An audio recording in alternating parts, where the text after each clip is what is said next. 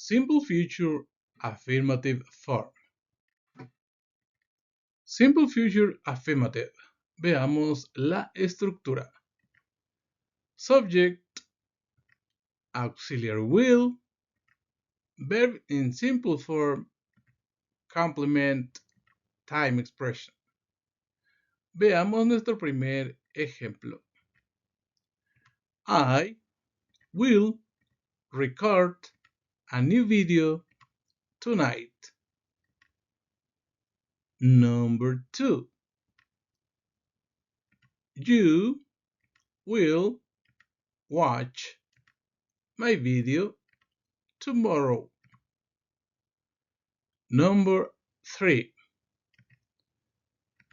We will visit our family on Christmas.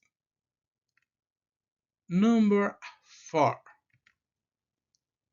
They will travel abroad this afternoon. Number 5.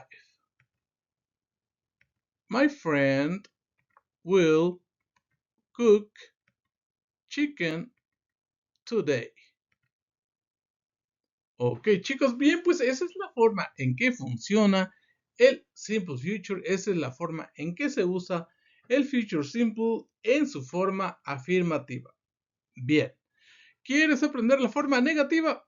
Dale clic ahí donde indica la flecha. Nos vemos en el siguiente video. Hasta la vista.